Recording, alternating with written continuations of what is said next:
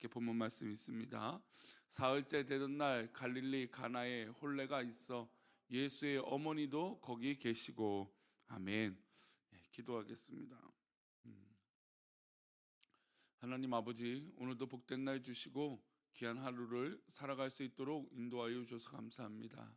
우리가 방금 찬양했던 것처럼 주의 음성을 내가 듣게 하여 주시고, 그리고 내가 들음으로 주의 십자가 앞에 더욱더 가까이 나아가는 은혜가 있게 하여 주옵소서.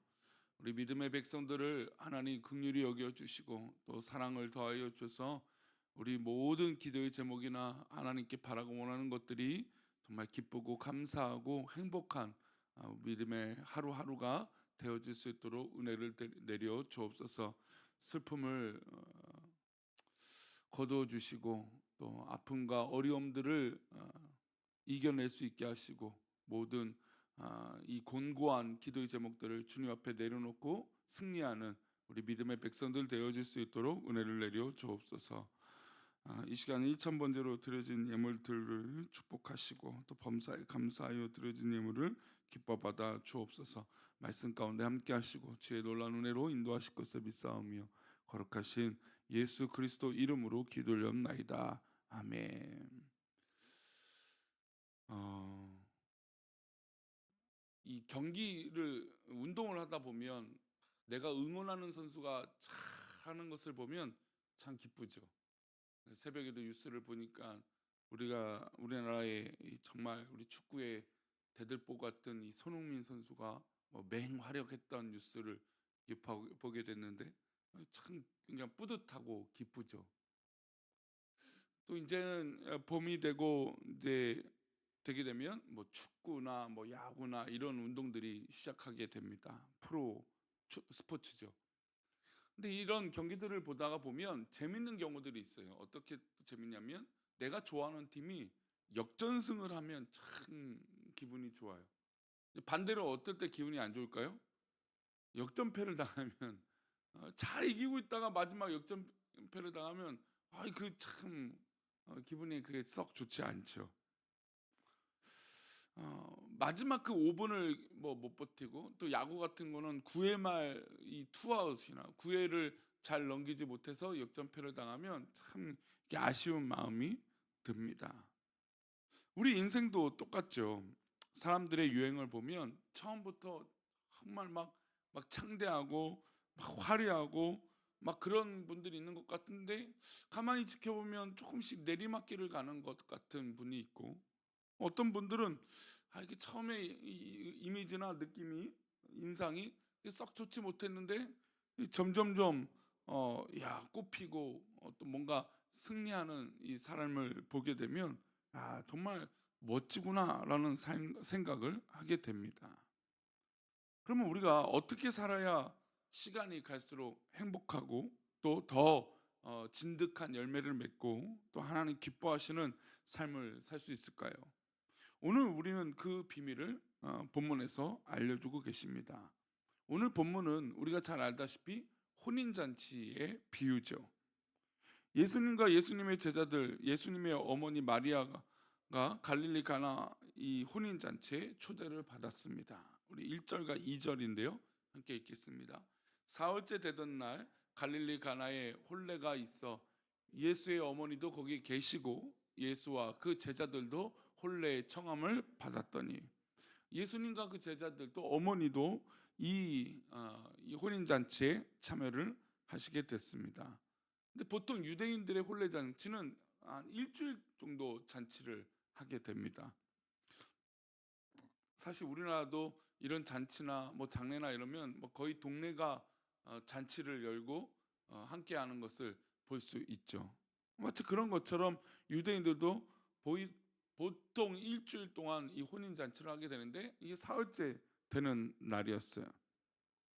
그래서 유대 지방에 어디 있든지 일주일 정도면 도달하기 때문에 혼인 잔치가 딱 시작되면 보통 이때에 일주일 안에 도착해서 그 혼인 잔치에 참여하게 됩니다. 그러면 4일째 되는 날은 거의 이제 막 흥이 이 또 혼인의 잔치가 참 무르익을 때죠. 근데 이 가정에 이 혼인 잔치에 심각한 문제가 발생했습니다. 3절인데요. 함께 보겠습니다. 포도주가 떨어진지라 예수의 어머니가 예수에게 이르되 저들에게 포도주가 없다 하니.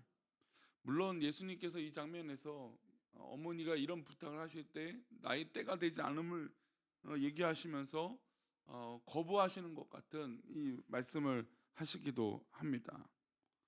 그런데 이 어머니, 그러니까 예수님의 어머니는 예수님의 능력을 확실히 믿었고 또 예수님의 어떤 이 말씀만이라면 분명히 자신의 자식이기도 하지만 하나님의 아들인 것을 분명히 믿기에 어떤 이 말씀이라도 순종하겠다라고 하는 의미로 이렇게 행동을 하는 것을 우리는 잘 알고 있습니다. 문제는 어쨌든 이 포도주가 이 가정에 떨어졌다는 겁니다. 유대인들이나 이런 이 중동이나 유럽 쪽에 이 포도주는 굉장히 중요하고 또 필수적인 것이죠. 포도주가 없으면 혼인잔치를 더 이상 진행할 수가 없었습니다. 그런데 이 중요한 음료와 같은 이 포도주가 사흘째 되는 날 떨어지니 얼마나 이 혼인잔치가 분위기가 안 좋아질 수 있지 않겠습니까? 게다가 성경에서 말하는 이 포도주의 의미는 기쁨을 얘기합니다. 그러니까 혼인잔치에 포도주가 떨어졌다는 건 뭐가 떨어졌다는 거예요? 기쁨이 떨어졌다는 거죠. 아니, 행복하고 어느 날보다도 더 축복이 될 이 혼인잔치에 기쁨이 없다면 어떻게 하겠습니까? 우리 인생에서도 마찬가지입니다. 우리 인생이 창창한 또 여정이 우리가 막 시작되는데 만약에 우리 가운데 기쁨이 딱 떨어져 봐요. 그러면 얼마나 암담하고 기대할 수 없지 않겠습니까? 그리고 또 이제 막 결혼하고 신혼의 단꿈에 젖어서 막 기쁨의 가정이 시작되려고 하는데 이 기쁨이 떨어져요. 그러면 이 혼인잔치가 얼마나 이 축복에서 멀어지지 않겠습니까? 우리 자녀들이 만약에 어려운 취업 관문을 통과해 막 이렇게 하는데 이 청년들에게 기쁨도 잠시, 직장에 대한 이 기쁨이 사라지면 어떻게 하겠습니까? 굉장히 어렵죠. 그런데 이 와중에 이 기쁨이 없어지는 이 순간에 누가 계시죠? 그 순간에 예수님이 계신다는 거예요. 이것이 참 중요해요. 여러분, 우리 인생의 기쁨과 어려움이 사라지고 하는 그 순간에 우리 가운데 예수님이 계신다는 게 정말 중요해요. 우리는 예수님을 모신 인생이고 우리는 예수님을 믿는 삶이라는 거죠. 그래서 예수님의 어머니가 포도주가 떨어졌을 때 예수님에게 이 부탁을 한다는 건 굉장히 큰 중요한 문제고 또 해결법인 것이죠. 기쁨의 포도주가 사라졌습니다. 예수님을 믿는 가정이라 하더라도, 신앙생활 열심히 하는 믿음의 백성이 하더라도 기쁨의 포도주가 떨어질 수도 있습니다. 그런데 그것을 극복하고 해결할 수 있는 건 바로 주님이 우리 안에 거기에 계신다라는 것. 그것이 바로 우리 가운데 중요한 문제죠. 신앙생활 잘하고 주님 모시고 있음에도 불구하고 때로는 우리가 포도주가 떨어질 수도 있다라는 거예요. 그러니까 즉 열정이 식을 때도 있고 또 뭔가 풀리지 않는 어려움 때문에 주저하게 될 수도 우리 가운데 있어요. 우리 인생이 늘 업만 있는 것이 아니라 다운될 때도 있고 또 여러 가지 고민이 있을 수도 있어요. 그런데 문제는 그 문제를 풀어가는 그 순간에, 다운되는 그 순간에, 어려움이 있는 그 순간에, 시험이 드는 그 순간에 예수님이 계시냐 이거예요. 이것이 굉장히 중요합니다. 예수님의 어머니는, 이 마리아는 이 문제를 가지고 주님께 나아갔습니다. 예수님에게 포도주가 없다고 말하죠. 그 후에 마리아는, 예수님의 어머니는 하인들을 불러놓고 예수님께서 무엇이라 말하든지 들으라고 얘기합니다. 그리고 단단하게 얘기하죠. 예수님이 어떤 말이라도 들으라고 얘기를 합니다. 그리고 예수님이 드디어 하인들에게 말씀하시죠. 그것이 7절과 8절입니다. 함께 읽겠습니다. 예수께서 그들에게 이르시되 항아리에 물을 채우라 하신즉 어기까지 채우니 이제는 떠서 연회장에게 갖다 주라 하심에 갖다 주었더니. 이 말씀이 사실은 굉장히 단순한 과정입니다. 하인들의 순종과 선택이 숨어 있는 거죠.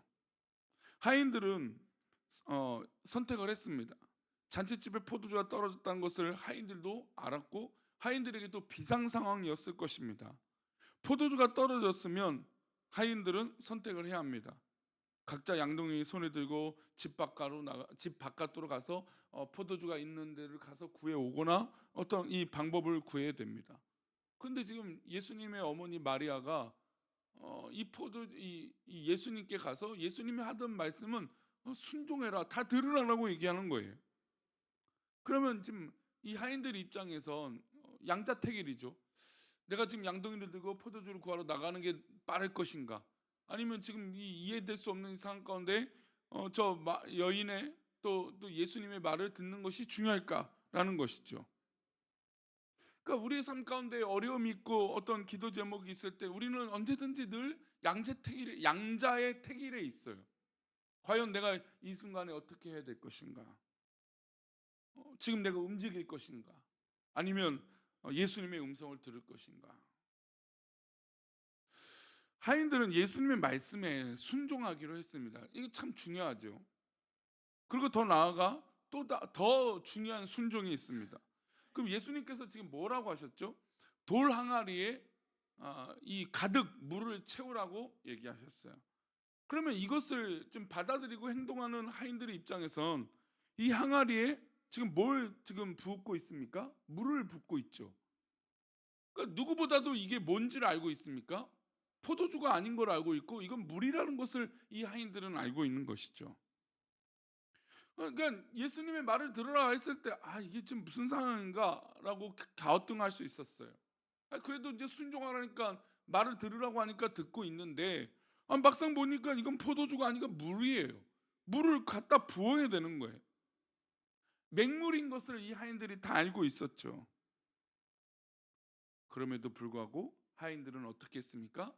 주님의 말씀에 순종을 했던 것이죠. 우리 인생에도 포도주가 떨어질 수 있습니다.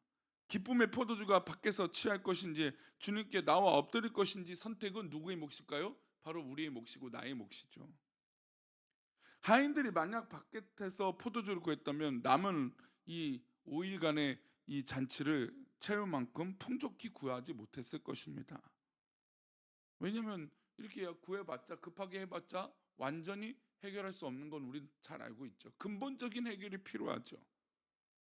우리 인생에 기쁨의 포도주가 떨어졌을 때 세상에서 기쁨을 찾으려고 한다면 그 기쁨은 우리에게 완전하지 않을 것입니다.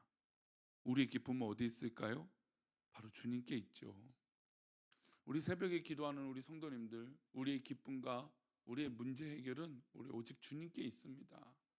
그러니 주님께서 바라시고 원하시는 그 모든 소원과 은혜와 응답을 믿고 주님께 모든 것을 순종하며 나아가는 저와 여러분 되시기를 축원합니다.